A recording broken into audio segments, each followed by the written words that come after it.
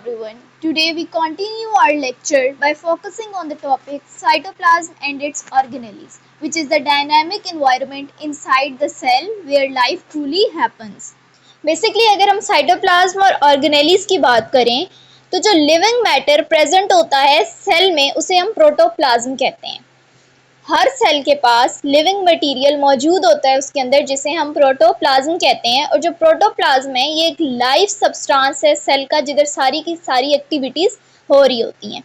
अगर हम in eukaryotic cells में बात करें, जो यूकैरियोटिक सेल्स हैं हमारे पास, वो डिवाइड होते हैं फर्दर टू पार्ट्स में, which is cytoplasm and nucleus. जितने भी हमारे पास कॉम्प्लेक्स सेल्स होते हैं लाइक ह्यूमंस हो गए, प्लांट सेल्स हो गए, उनमें प्रोटोप्लाज्म के दो पार्ट्स हैं, साइटोप्लाज्म और nucleus. Cytoplasm basically fluid part है न्यूक्लियस के इर्द गिर्द, जबकि न्यूक्लियस कंट्रोल सेंटर होता है सेल का। अब अगर हम साइटोप्लाज्म की बात करें तो cytoplasm basically jelly like material है जो सेल के अंदर मौजूद होता है, और ये मोस्टली 90% वाटर होता है। उसके साथ साथ अगर हम इसमें बात करें इसमें क्या क्या चीज़ें होती हैं, तो साइटोप्लाज्म में ऑर्गेनेलीज के साथ साथ साइटोसोल मौजूद होता है। और फंक्शन ऑफ साइटोप्लाज्म को अगर हम देखें तो ये ऑर्गेनेलीज को अपने अंदर होल्ड करके रखता है और रिएक्शंस को सपोर्ट प्रोवाइड करता है। जबकि साइटोसोल जो साइटोप्लाज्म का पार्ट है वो फ्लूइड पार्ट है साइटोप्लाज्म का। बेसिकली जो साइटोसोल है वो हमारे पास एक साइटोप्लाज्म का पार्ट है जिसमें सारे का सारा फ्लूइड पोर्शन इन्वॉल्व होता है। साइटोसोल सिर्फ और सिर्फ अपने अंदर मॉलिक्यूल्स को डिसॉल्व करता है और मीडियम के तौर पे एक्ट करता है डिफरेंट रिएक्शंस के लिए। वाटर सॉल्यूशन के अंदर उसके साथ साथ different molecules like salt, sugar, amino acids, fatty acids वगैरह भी पाए जाते हैं। साइटोप्लाज्म एक्ट करता है as a site of metabolism. Cytoplasm एक ऐसी साइट है, एक ऐसी जगह है जहाँ पर मेटाबॉलिज्म का प्रोसेस भी होता है और store house of a cell के तौर पर भी एक्ट करता है। Now we have a next topic, endoplasmic reticulum.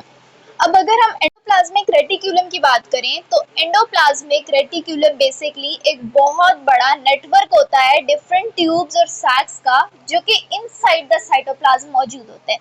अगर हम देखें तो एंडोप्लाज्मिक का मतलब ही ये है विद इन द साइटोप्लाज्म, तो ये एक बहुत बड़ा नेटवर्क है डिफरेंट ट्यूब्स और सैक्स का जो इनसाइड द साइटोप्लाज्म प्रेजेंट होते हैं। अगर हम इन ट्यूब्स की बात करें तो इन ट्यूब्स को बेसिकली सिस्टर्न कहते हैं, जो हमारे पास एक पैसेज के तौर पर काम करती हैं जिसमें से मटेरियल कंटिन्यूअसली पास होता है इनसाइड द सेल। अगर हम इनसाइड एंडोप्लाज्मिक रेटिक्यूलम देखें तो एंडोप्लाज्मिक रेटिक्यूलम के अंदर एक स्पेस मौजूद होती है जिसे हम एंडोप्लाज्मिक रेटिकुलर ल्यूमन कहते हैं।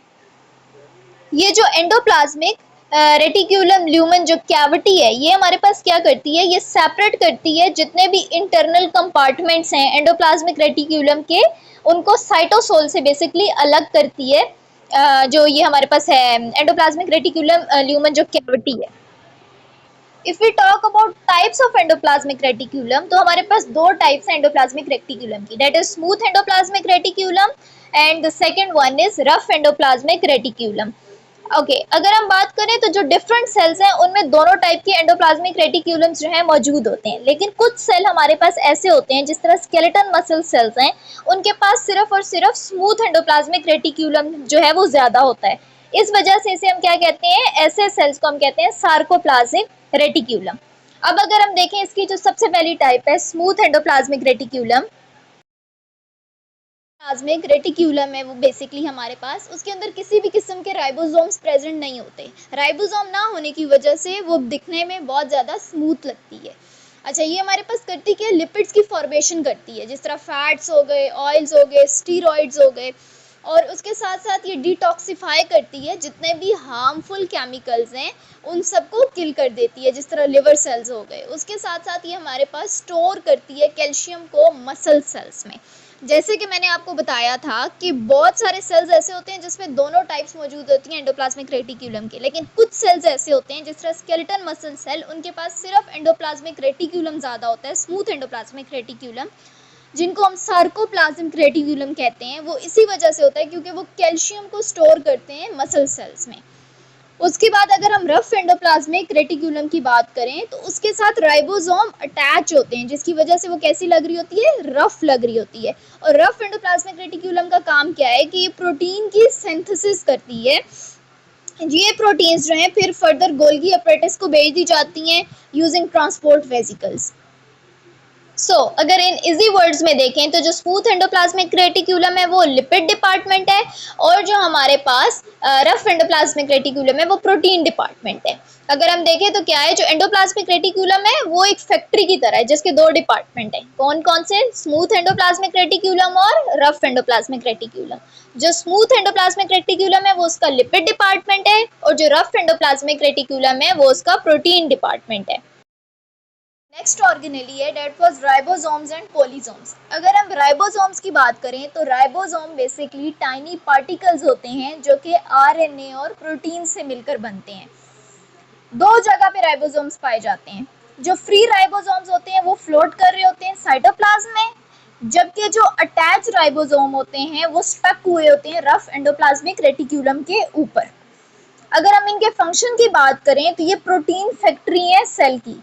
ये रीड करती हैं डिफरेंट इंस्ट्रक्शंस को मैसेंजर आरएनए के थ्रू, और उसके बाद प्रोटीन्स की फॉर्मेशन कर देती हैं। अगर हम राइबोसोम की स्ट्रक्चर की बात करें तो ribosomes have two parts, two subunits, large subunit and small subunit. जो लार्ज सब यूनिट है वो किसी भी मशीन की बॉडी की तरह है, और जो स्मॉल सब यूनिट है is like a head that read the instruction. जो स्मॉल सब यूनिट है वो हेड के तौर पे काम करता है, और वो क्या करता है, इंस्ट्रक्शंस को रीड करता है, जबकि जो लार्ज सब यूनिट है वो मशीन की बॉडी है जो फर्दर काम करेगी। अगर हम यूकैरियोटिक सेल्स में बात करें तो 80s राइबोसोम्स प्रेजेंट होते हैं, जबकि प्रोकैरियोटिक सेल्स में अगर हम बात करें तो 70s राइबोसोम्स उसमें प्रेजेंट होते हैं। उसके बाद अगर हम देखें राइबोसोम्स काम कैसे करते हैं, राइबोसोम क्या करते हैं, मैसेंजर आरएनए के थ्रू मैसेज को रीड करते हैं। ये इस तरह से है जिस तरह रेसिपी कार्ड होता है ना, बेसिकली उसको रीड किया जाता है कि सारी चीज की रेसिपी क्या है। उस तरह से राइबोसोम हमारे पास क्या करते हैं कि ये हमारे पास मैसेज को रीड करते हैं मैसेंजर आरएनए की हेल्प से। उसके बाद ये अमाइनो एसिड्स को आपस में जोड़ते हैं करेक्ट ऑर्डर में, और फिर जो चेन ऑफ अमाइनो एसिड है वो फोल्ड होती है और मिलकर एक प्रोटीन बना देती है। इस तरह से राइबोसोम प्रोटीन फैक्ट्री के तौर पे काम करते हैं, बेसिकली प्रोटीन की फॉर्मेशन कराते हैं, प्रोटीन की सिंथेसिस में इन्वॉल्व होते हैं। और अगर हम पोलिसोम को देखें तो जब बहुत सारे राइबोसोम मैसेंजर आरएनए के स्ट्रैंड के साथ अटैच हो जाते हैं तो फिर वो एक पोलिसोम बना देते हैं। ये पोलिसोम डिफरेंट कॉपीज बनाता है सेम प्रोटीन्स की जल्दी जल्दी।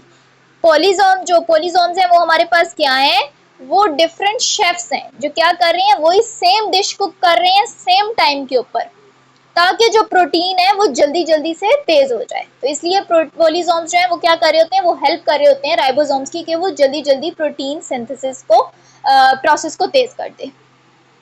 Now the next cell organelle is Golgi complex. Golgi complex basically एक ऐसी ऑर्गेनेली है जो सारे के सारे यूकैरियोटिक सेल्स में प्रेजेंट होती है। इसे डिस्कवर किसने किया था फर्स्ट टाइम? कैमिलो गोल्गी ने इसे डिस्कवर किया था 1898 में। इसे हम गोल्गी ऑपरेटस और गोल्गी बॉडीज भी कहते हैं। गोल्गी कॉम्प्लेक्स जो है वो पोस्ट ऑफिस है किसी भी सेल का। ये हमारे पास क्या करता है, ये इंफॉर्मेशन को कलेक्ट करता है, उसे मॉडिफाई करता है और प्रोटीन को डिलीवर कर देता है अदर प्रोडक्ट्स की तरफ। गोल्गी कॉम्प्लेक्स किस तरह से पोस्ट ऑफिस के तौर पर काम करता है कि जो प्रोटीन्स थी उन्हें सबसे पहले किसने बनाया था? रफ एंडोप्लाज्मिक रेटिक्यूलम ने बनाया था। उसके बाद उन प्रोटीन्स को भेज दिया गया था गोल्गी में स्मॉल ट्रांसपोर्ट वेसिकल्स के थ्रू। अब गोल्गी जो है वो पोस्ट ऑफिस रिसीविंग पार्सल के तौर पे काम करेगी, एंडोप्लाज्मिक रेटिक्यूलम से डिफरेंट प्रोटीन्स को क्या कर देगी, कलेक्ट कर लेगी। अब गोल्गी बॉडी के अंदर जाने के बाद जो प्रोटीन्स हैं वो अपने आप को चेंज करेंगी या फिर इम्प्रूव करेंगी, जिस तरह से उनके साथ शुगर्स ऐड हो जाएंगे, फैट्स ऐड हो जाएंगे, वो ग्लाइकोप्रोटीन्स बन जाएंगी या फिर वो लिपोप्रोटीन्स बन जाएंगी। उसके बाद फाइनली जो गोल्गी पैक्स हैं, जो फाइनल प्रोडक्ट्स हैं, उन्हें जो है डिलीवर करवा दिया जाएगा वेसिकल्स के थ्रू। ये वेसिकल्स ट्रेवल करेंगी different part of the cells में से और उसके बाद आउटसाइड द सेल वो मूव कर जाएंगी। गोल्गी बॉडी कैसे काम करती है? ऐसे काम करती है कि एक डिलीवरी सर्विस की तरह उसने पार्सल को जगह पे पहुंचाना है, उसके सही एड्रेस के ऊपर पहुंचाना है। तो इसी तरह से जो गोल्गी बॉडी है, प्रोटीन्स आती हैं अपने आप के साथ जो है डिफरेंट अदर चीज़ें जो है वो ऐड करती हैं ताकि अपनी एबिलिटी को अप्रूव कर सकें, और उसके बाद जो सही जगह होती है जहाँ उन्हें पहुँचाना होता है वहाँ पर वो उसको गोल्गी बॉडीज़ पहुँचा देती हैं। अगर हम इसके स्ट्रक्चर की बात करें तो इसमें हमारे पास सिस्टरनाई मौजूद होते हैं जो फ्लैट मेम्ब्रेन बाउंड सैक्स हैं। उसके साथ साथ गोल्गी वेसिकल्स मौजूद होती हैं जो स्मॉल बबल्स हैं जो मटेरियल को कैरी करती हैं in and out of Golgi. उसके बाद हमारे पास एक सिस फेज होता है जो रिसीविंग साइड होती है, और एक ट्रांस फेज होता है जो शिपिंग साइड होती है जो सिस्टरनाई को ब्रेकअप करती है वेसिकल्स में और प्रोडक्ट को कैरी करती है। उसके साथ इसमें हमारे पास ट्यूब्यूल्स मौजूद होती हैं जो इंटरकनेक्टेड ट्यूब्यूल्स होती हैं, वो स्टैक के इर्द गिर्द बनी होती हैं जो ट्रांसपोर्ट करने में मटेरियल को हेल्प करती हैं। Golgi bodies perform different function like protein processing कराती हैं, सिक्रीशंस कराती हैं, ऑर्गेनेली की फॉर्मेशन कराती हैं, कॉन्जुगेटेड मॉलिक्यूल्स होती हैं लाइक ग्लाइकोप्रोटीन्स बनाती हैं, लिपोप्रोटीन्स बनाती हैं, और उसके साथ साथ प्लांट सेल में भी इनका रोल है। लाइक ड्यूरिंग सेल डिवीजन जो गोल्गी वेसिकल्स होती हैं वो हेल्प करती हैं न्यू सेल वॉल की फॉर्मेशन में। जिस तरह से आपने गोल्गी कॉम्प्लेक्स के स्ट्रक्चर में देखा कि उसमें वेसिकल्स प्रेजेंट होती हैं, तो वेसिकल्स क्या थी? वेसिकल्स वो स्मॉल बबल लाइक सैक्स होते हैं जो कि लिपिड मेम्ब्रेन से बने होते हैं। ओके, और ये जो है हमारे पास लिपिड बाइलेयर से बने होते हैं। अगर हम देखें कि इनसाइड मेम्ब्रेन देखें तो वाटर से ये फिल होते हैं और इनके अंदर डिफरेंट सब्सटेंसेस भी प्रेजेंट होते हैं लाइक प्रोटीन हो गए, एंजाइम हो गए। इनका काम क्या होता है कि ये फ्यूज होते हैं दूसरी मेम्ब्रेन्स के साथ लाइक गोल्गी के साथ, एंडोप्लाज्मिक रेटिक्यूलम के साथ या फिर प्लाज्मा मेम्ब्रेन के साथ, और मटेरियल को रिलीज कराते हैं या फिर मटेरियल को अंदर लेकर आते हैं। इजी वर्ड्स में वेसिकल्स हमारे पास क्या हैं? वो सील पैकेट्स हैं जो प्रोटेक्ट करते हैं और कैरी करते हैं जितने भी हमारे पास मटेरियल है उसको इजीली इनसाइड और आउटसाइड द मेम्ब्रेन मूव कराते हैं। तो वेसिकल्स का फंक्शन हमारे पास क्या हुआ? डिफरेंट फंक्शंस परफॉर्म करते हैं लाइक सबसे पहला ट्रांसपोर्ट है इसका फंक्शन, सिक्रीशन लाइक हार्मोन्स और एंजाइम की सिक्रीशंस भी कराता है ये, उसके साथ स्टोरेज, जितना भी इंपॉर्टेंट मटेरियल होता है उसको सेफली स्टोर करके रखता है अपने अंदर।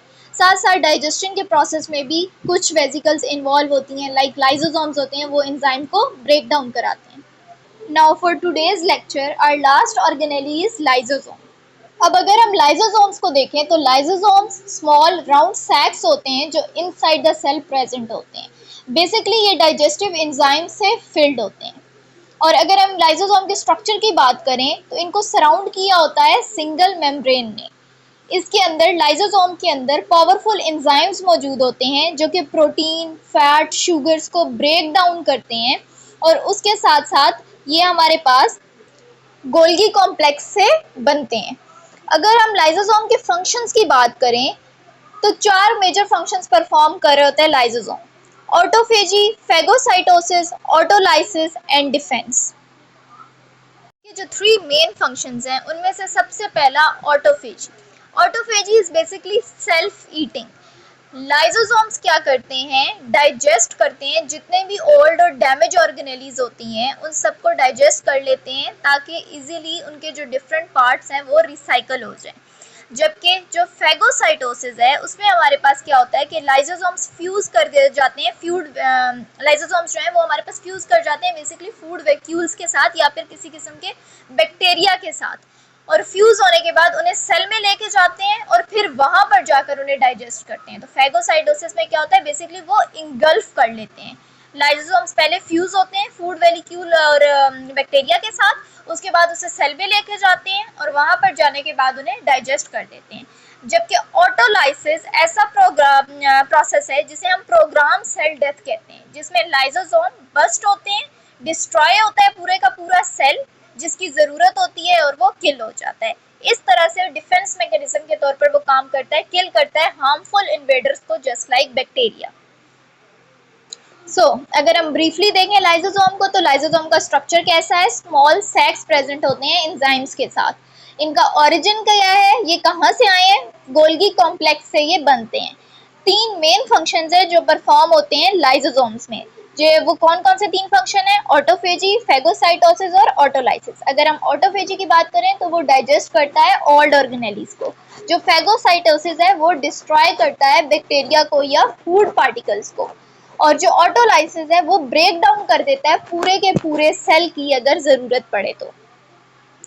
एट लास्ट अगर हम ओवरव्यू देखें अपने पूरे के पूरे लेक्चर 4 की, तो आज हमने कौन कौन से टॉपिक्स कवर किए। सबसे पहले हमने साइटोप्लाज्म देखा, जो कि एक जेली लाइक मटेरियल था, इनसाइड द सेल प्रेजेंट था, मोस्टली वाटर से कंपोज हुआ था। उसके बाद हमने एंडोप्लाज्मिक रेटिक्यूलम देखा, जिसका स्ट्रक्चर हमारे पास कैसा था कि नेटवर्क ऑफ ट्यूब्स और सैक्स जो थी, सिस्टरनाई की फॉर्मेशन जो थी वो होती थी, और इनसाइड द सेल हमारे पास जो है एंडोप्लाज्मिक रेटिक्यूलम मौजूद होता था। फिर हमने उसकी 2 टाइप्स देखी, we have a smooth endoplasmic reticulum, rough endoplasmic reticulum. और जो एंडोप्लाज्मिक रेटिक्यूलम है उसे हम क्या कहते हैं? फैक्ट्री के तौर पे कहते हैं कि वो एक फैक्ट्री है जिसके 2 डिपार्टमेंट्स हैं। जो स्मूथ एंडोप्लाज्मिक रेटिक्यूलम था वो उसका लिपिड डिपार्टमेंट होता है, और जो रफ था वो उसका प्रोटीन डिपार्टमेंट होता है। देन हमने राइबोसोम्स को देखे। राइबोसोम्स टाइनी पार्टिकल्स होते हैं जो आरएनए और प्रोटीन से मिलकर बने होते हैं, और इन्हें प्रोटीन फैक्ट्री भी कहा जाता है, क्योंकि ये हमारे लिए क्या कर रहे होते हैं? प्रोटीन की सिंथेसिस कर रहे होते हैं। उसके बाद हमारे पास पोलिसोम्स थे। पोलिसोम्स ऐसे मटेरियल से, ऐसी ऑर्गेनेली थी जिसमें बहुत सारे राइबोसोम्स अटैच होते हैं किसी भी मैसेंजर आरएनए के स्ट्रैंड के साथ, और वो क्या करते हैं? ये वर्कर के तौर पर काम करते हैं, प्रोटीन्स की सिंथेसिस को और तेज करवाते हैं। अगर हम गोल्गी कॉम्प्लेक्स की बात करें तो गोल्गी कॉम्प्लेक्स के भी हमारे पास क्या थे कि वो भी हमारे पास स्टैक ऑफ फ्लैटेंड सैक्स थे, जिसमें वेजिकल्स भी मौजूद थे। 2 फेसेस थे उसके, सिस फेस था, ट्रांस फेस था, एंट्री साइड थी और एग्जिट साइड थी। ये हमारे पास पोस्ट ऑफिस के तौर पे काम करता है, प्रोटीन्स को कलेक्ट करता है फ्रॉम एंडोप्लाज्मिक रेटिक्यूलम, उन्हें मॉडिफाई करता है और फिर डिलीवर करा देता है जो उनका करेक्ट एड्रेस होता है। उसके बाद हमारे पास लास्ट में हमने देखा वेजिकल्स और लाइसोसोम्स को। वेजिकल्स क्या थे? स्मॉल बबल लाइक सैक्स थे, और इनका फंक्शन क्या था? वो ट्रांसपोर्ट कराते हैं, सिक्रीशन कराते हैं, स्टोरेज के प्रोसेस में इन्वॉल्व होते हैं। जबकि जो लास्ट टॉपिक था वो क्या था? लाइसोसोम्स था।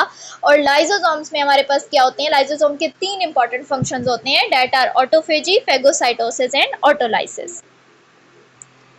All right students, that brings us to end of lecture 4. In our next lecture, we will continue with the remaining organelles to see how they contribute to the cell's life. अगर आपने आज का lecture enjoy किया है और अगर आपको ये हेल्पफुल लगा है तो मेरे चैनल को सब्सक्राइब करना, लाइक करना मत भूलिएगा।